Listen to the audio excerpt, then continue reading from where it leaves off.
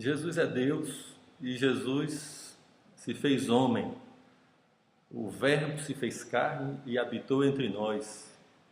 E tem uma descrição da vida de Jesus como homem em Atos 10, versículos 37 e 38, que diz assim: Vós conheceis a palavra que se divulgou por toda a Judéia, tendo começado desde a Galileia, depois do batismo que João pregou, como Deus ungiu a Jesus de Nazaré, com o Espírito Santo e com poder, o qual andou por toda parte, fazendo bem e curando a todos os oprimidos do diabo, porque Deus era com ele. Jesus teve uma vida impressionantemente poderosa. A gente lê os evangelhos e fica impressionado como Jesus era como se uma luz invadindo as trevas, o pecado, destruíram a beleza do homem, destruíram toda a glória de Deus que havia no homem, e a morte estava reinando por causa do pecado, e junto com a morte, todo tipo de doença, todo tipo de opressão, de endemoniamento.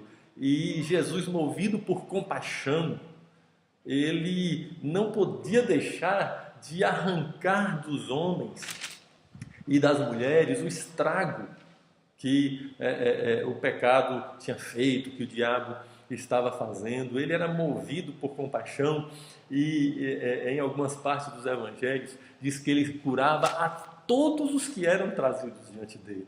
É verdade que em uma situação ou outra ele cura um e não diz que os outros foram curados, não diz que se foram ou não foram, se refere apenas a um ou outro, mas há muitas vezes que é impressionante, havia aleijados, coxos, mutilados, encurvados, cegos, surdos, lunáticos, loucos, endemoniados, e ele atendia a todos, curava todos. Curou aquele homem da mão mirrada lá naquela sinagoga, curou o cego Bartimeu em Jericó. A mulher era encurvada, havia 18 anos, encurvada, endemoniada, e ele expulsou o espírito que deixava aquela mulher daquele jeito.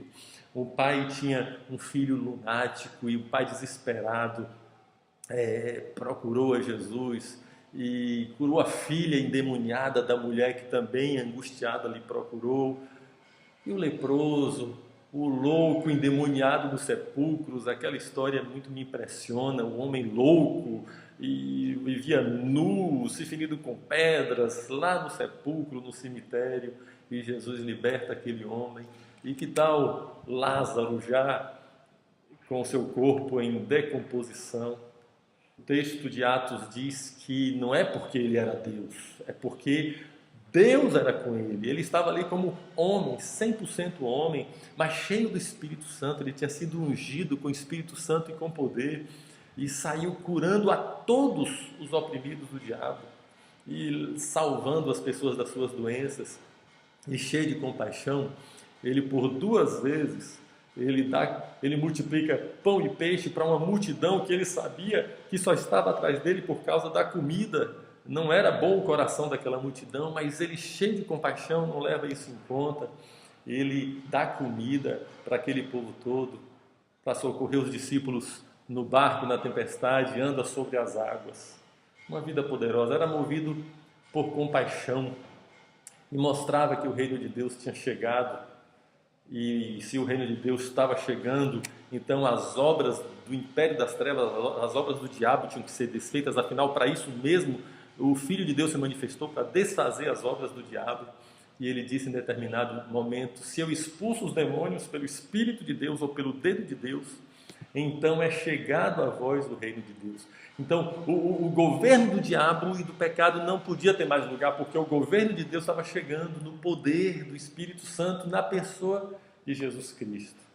João, no seu evangelho, diz uma coisa interessante. Ele fala assim: há ainda muitas coisas que Jesus fez, e se todas elas fossem relatadas uma por uma, creio eu que nem no mundo inteiro caberiam os livros que seriam escritos.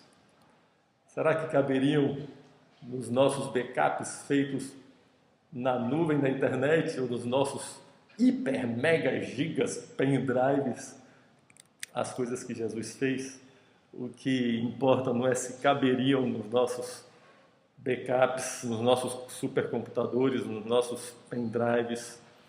O que importa é que Jesus é poderoso, teve uma vida poderosa e continua sendo poderoso, porque Ele é o mesmo ontem, hoje e para sempre. Jesus é Deus, se fez homem, teve uma vida poderosa.